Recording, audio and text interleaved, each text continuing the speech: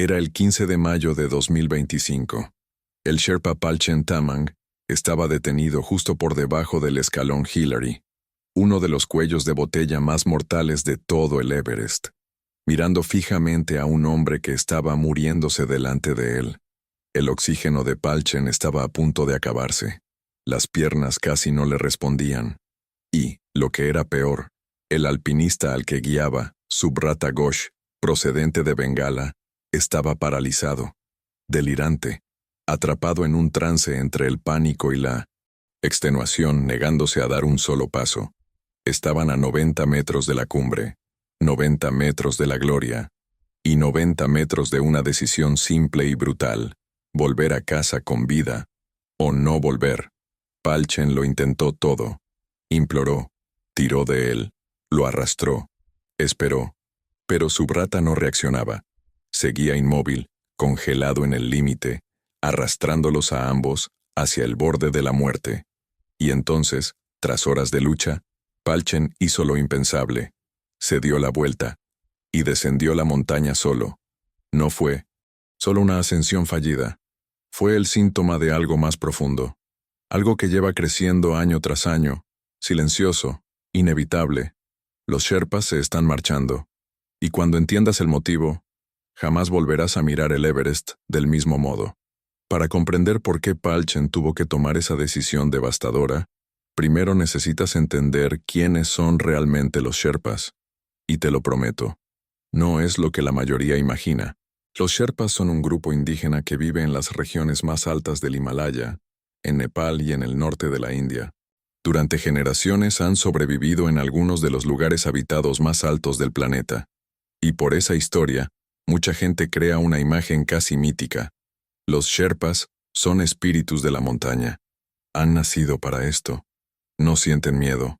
Pero esta visión no solo es falsa, es peligrosa. Los Sherpas son personas comunes.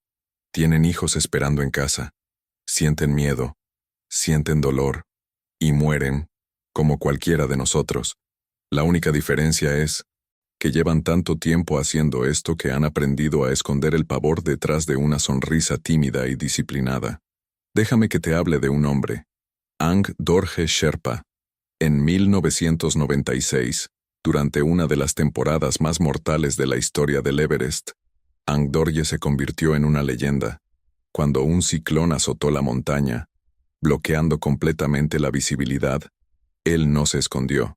Se aferró a las cuerdas fijas, apuntó la linterna hacia el corazón de la tormenta y subió en dirección a la cumbre sur para intentar alcanzar a sus compañeros, Rob Hall y Doug Hansen. Mientras casi todos los equipos luchaban por sobrevivir dentro de tiendas destrozadas, Ang Dorje continuó avanzando en la oscuridad hasta que el viento lo derribó y le obligó a retroceder. Al final, 8 personas murieron, incluido su amigo y líder, Rob Hall. Más tarde, otros Sherpas lo encontraron solo, en medio del viento cortante, llorando sin poder detenerse. ¿Por qué? Uno de sus amigos lo explicó. Para Ang Dorje, su papel en la tierra era proteger a las personas. Y aunque Rob fuese el líder de la expedición, Ang Dorje creía que él era el responsable de mantenerlo con vida. Cuando sus clientes y amigos murieron, Ang Dorje se culpó profundamente. El mundo occidental llamó héroes a los guías extranjeros. Y sí, lo fueron. Pero hay una parte de esta historia que casi nadie cuenta. Ang Dorje sobrevivió, pero el precio de esa supervivencia casi lo destruyó. Descendió con la cara quemada por el frío, con los dedos tan hinchados que apenas podía sujetar una taza. Pasó semanas en rehabilitación, sin saber si podría volver a trabajar. Su familia estuvo días sin noticias, sin saber si estaba vivo o muerto. Y cuando por fin se recuperó lo suficiente como para regresar a la montaña, nadie le preguntó cómo estaba. Nadie le preguntó si quería volver. Simplemente esperaban que estuviera listo para arriesgar la vida por el siguiente grupo. Porque ese es el acuerdo no escrito que todo Sherpa acepta cuando decide trabajar en el Everest. No son solo guías, son pólizas de seguro humanas. Cuando algo sale mal, y en el Everest siempre sale mal, se espera que el Sherpa lo resuelva. cueste lo que cueste. Pero hay un detalle incómodo que a nadie le gusta admitir. Ese sistema solo funciona en una dirección. Incluso los Sherpas más exitosos se enfrentan a esta realidad cruel. Mira el caso de Ang Chering Sherpa. Él es, básicamente, realeza en el mundo de las grandes montañas. Fundador de Asian Trekking, una de las mayores empresas de expediciones de Nepal. Expresidente de la Asociación Nepalesa de Montañismo.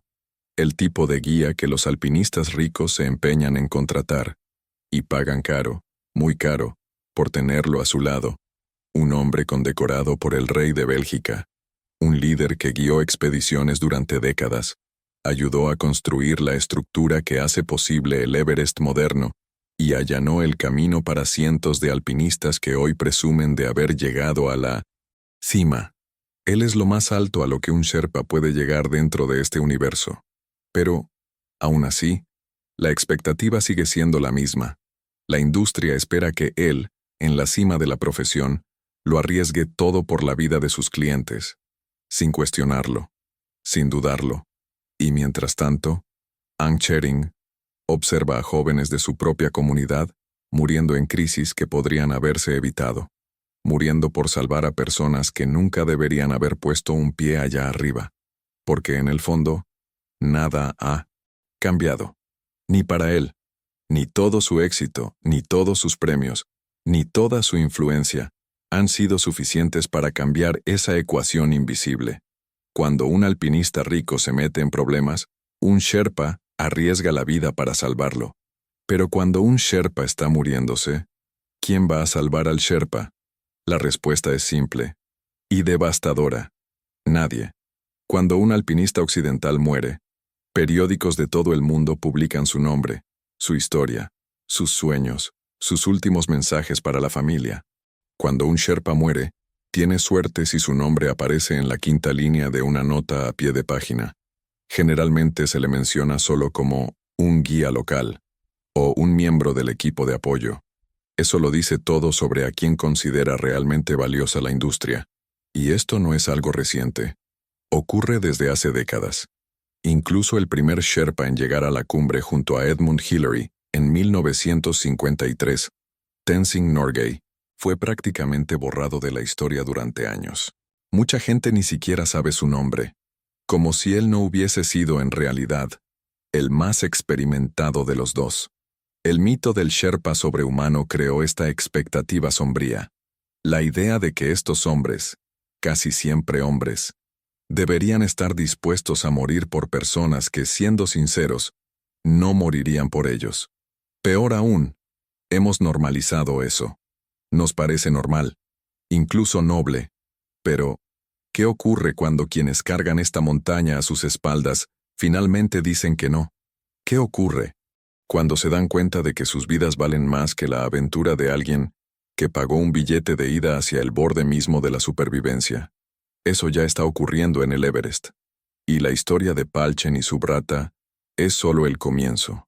Pero antes de llegar a ese punto de inflexión, necesitas entender exactamente qué ocurrió en aquella ascensión, porque los detalles lo cambian todo, y van a alterar la forma en que ves el turismo de aventura. Para entender este desastre, tenemos que volver al principio y seguir lo que ocurrió hora a hora, paso a paso. Palchen Tamang era un Sherpa veterano, varias ascensiones al Everest, un hombre compacto, discreto, eficiente. Se movía en el aire enrarecido con la naturalidad de quien ha pasado media vida por encima de las nubes. Había guiado desde ejecutivos multimillonarios hasta completos principiantes, y había aprendido a identificar problemas mucho antes de que aparecieran. Pero nada, absolutamente nada, de lo que había vivido lo preparó para Subrata Ghosh. Desde el primer encuentro, Palchen se dio cuenta de que había algo mal. No mal de un modo evidente. Mal, de esa forma sutil que solo los guías experimentados son capaces de captar. Subrata tenía esa mirada. Seguro que has visto esa mirada alguna vez. La mirada de la euforia descontrolada.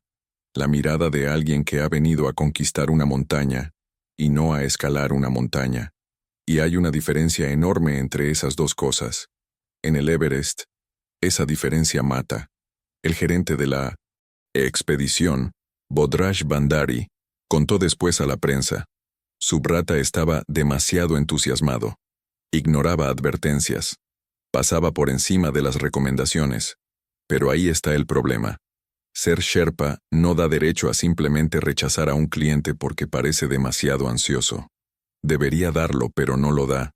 No puedes decir, lo siento, señor. Sus ojos brillan un poco más allá de lo seguro. Vamos a cancelar todo. No funciona así. Aceptas el trabajo. Aceptas el riesgo. Aceptas que al final puede ser a ti a quien le toque morir. Y confías en que tu experiencia sea suficiente para compensar el entusiasmo mortal del cliente. Pero entonces llegó la noche del 14 de mayo, y Subrata insistió en comenzar la subida a las 22 horas. Cuando Subrata insistió en partir a las 22 horas en lugar de esperar hasta la medianoche, Palchen sintió ese primer golpe de miedo. No el miedo habitual del Everest, ese que uno aprende a llevar en el bolsillo, como quien convive con un vecino. Peligroso. Era distinto. Era el instinto puro diciendo, algo va a salir mal. La mayoría de los alpinistas empieza el ataque a la cima entre la medianoche y las 2 de la mañana. Ese es el intervalo seguro. Llegas a la cumbre a media mañana y desciendes antes de que el clima de la tarde se convierta en una sentencia de muerte. Comenzar demasiado pronto pondría a los dos en la parte delantera de la fila. Solos. Sin otros equipos para ayudar si algo se descontrolaba. Sin actualizaciones sobre las condiciones más arriba. Básicamente, sería escalar a ciegas. Pero Subrata no quería escuchar. No quería seguridad. Quería la cumbre. Llevaba años entrenando. Había pagado decenas de miles de dólares. Y estaba decidido. Así que, a las 22 horas, empezaron a subir. Ahora, intenta imaginar lo que es guiar a alguien por la zona de la muerte. Para mí, parece como ser responsable de un niño pequeño, pero un niño que pesa 80 kilos y cree que es invencible. Cada pocos minutos, tienes que darte la vuelta, comprobar si la persona sigue ahí, si está bien sujeta a la cuerda, si muestra señales de mal de altura, si todavía ve bien. Y todo eso mientras tu propio cuerpo está fallando, mientras tu cerebro suplica por oxígeno. En las primeras horas, las cosas parecían bajo control. No buenas. Subrata era lento incluso para los estándares del Everest, pero aceptables.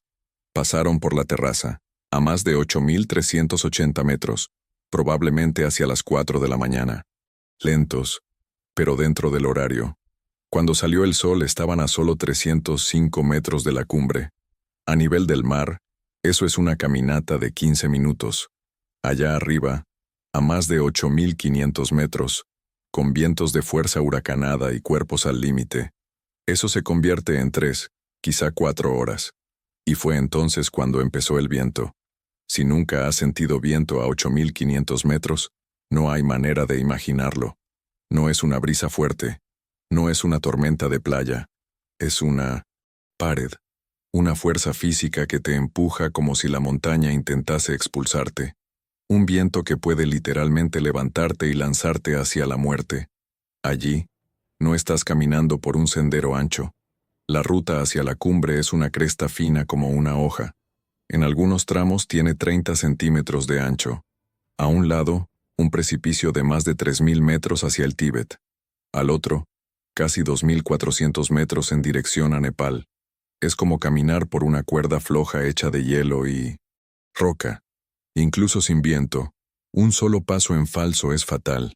Ahora imagina ese camino siendo golpeado por ráfagas de 95 kilómetros por hora.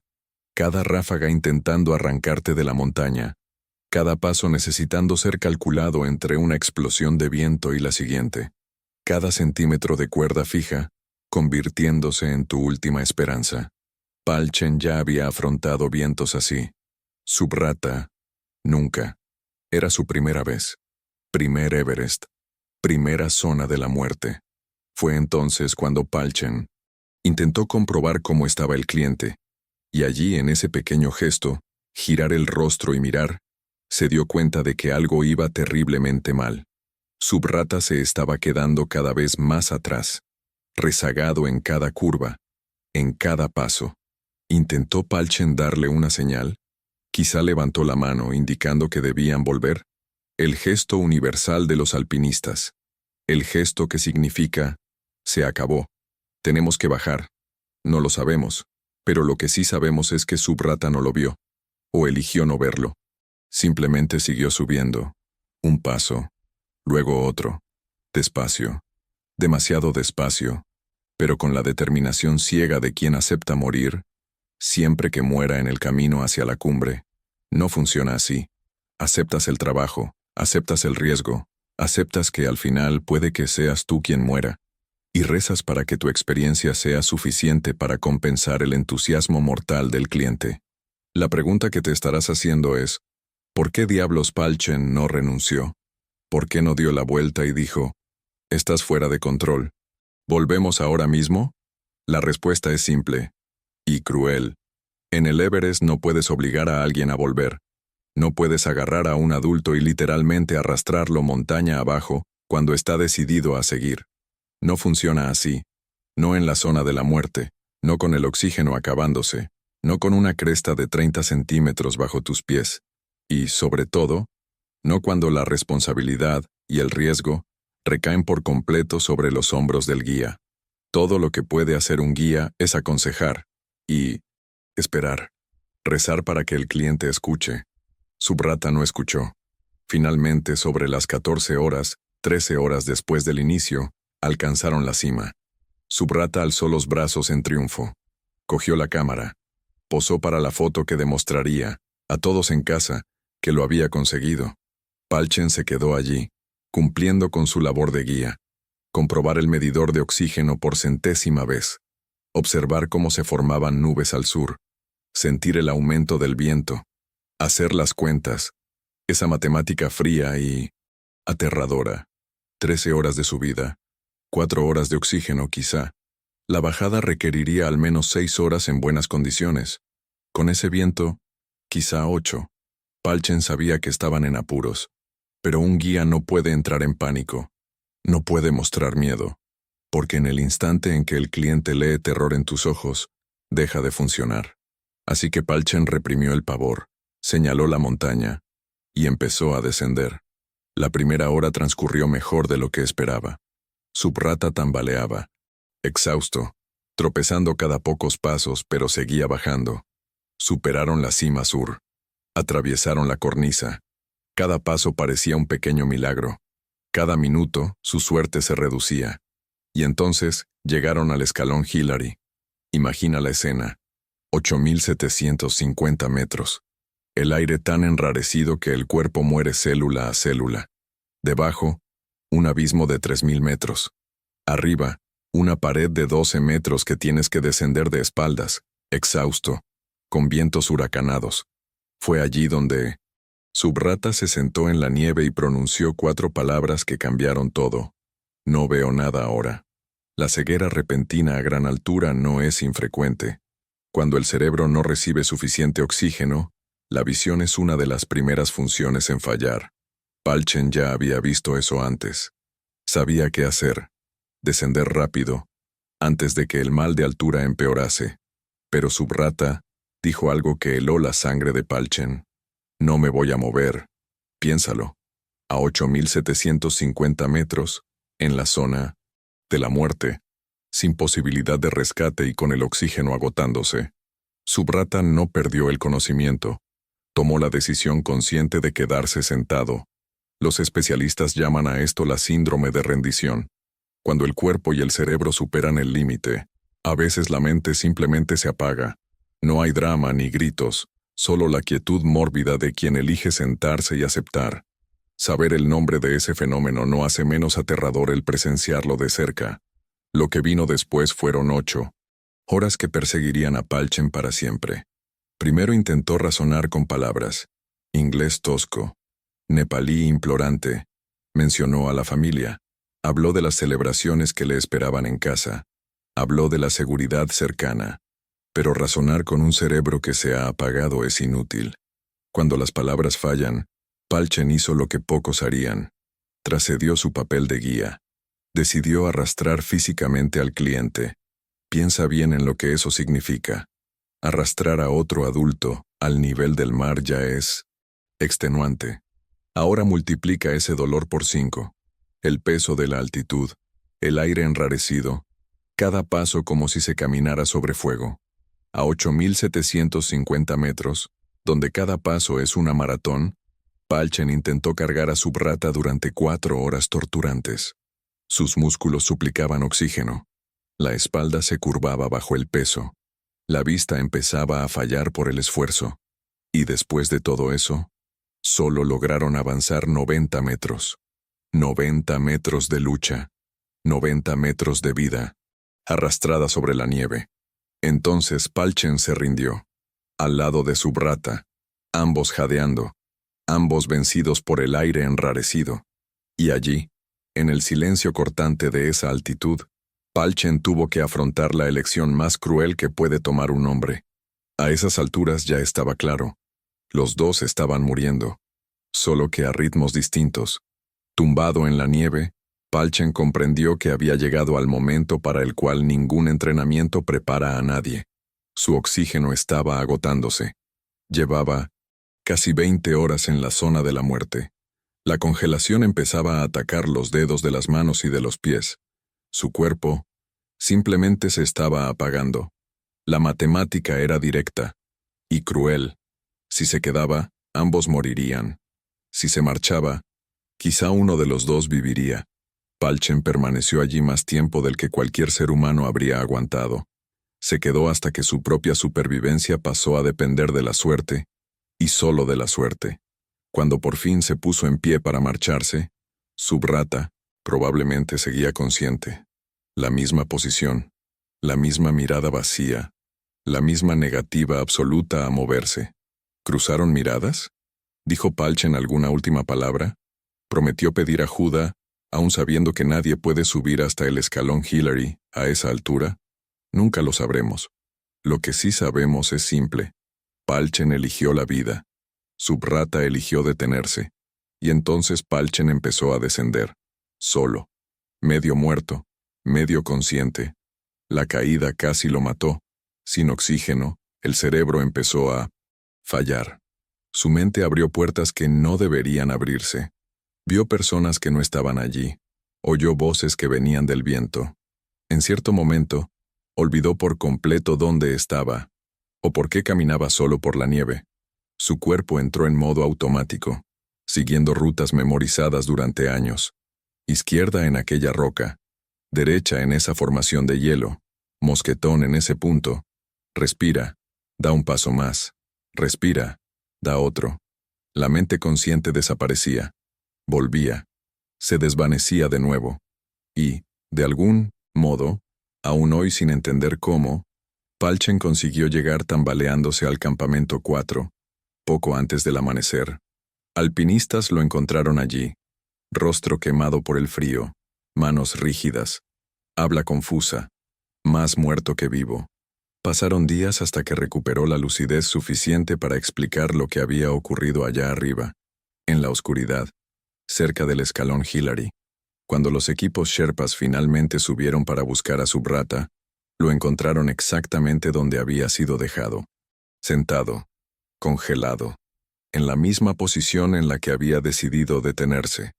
La noticia explotó en Internet. Algunos llamaron a Palchen héroe, otros cobarde. Personas que nunca habían subido más de 3 tramos de escaleras discutiendo lo que él debería haber hecho a 8.750 metros de altitud. Pero lo que realmente importa, y nadie parece querer discutir, es lo siguiente. Palchen jamás debería haber sido puesto en esa situación. Y aquí está la parte que la industria del turismo de aventura detesta admitir. Los Sherpas están abandonando el Everest. Esto es una realidad cada día más viva. No están simplemente cambiando de empresa. No están tomándose una temporada de descanso. Están dejando la montaña, definitivamente, y pidiendo a sus hijos que busquen cualquier otra profesión. Cuando fui a investigar por qué, descubrí algo inquietante. La mayoría de los Sherpas habla en voz baja, casi como en un susurro, pero el mensaje es claro. El Everest ya no es la montaña. que sus padres escalaron. Ya no es la montaña sagrada. Y los números no mienten. En 1996, considerado un año concurrido en la época, menos de 100 personas llegaron a la cumbre. En 2023, ese número superó las 650. Piénsalo. Más de 650 personas escalando la montaña más mortal del mundo en una única temporada. Es como convertir un circuito de Fórmula 1 en un atasco, pero un atasco sobre hielo que se mueve, se agrieta y desaparece con cada tormenta. Grietas que se abren durante la noche, zonas de avalancha que cambian de hora en hora. El escalón Hillary, donde Palchen y Subrata quedaron atrapados, ahora forma filas. Sí, filas reales a 8.780 metros de altitud.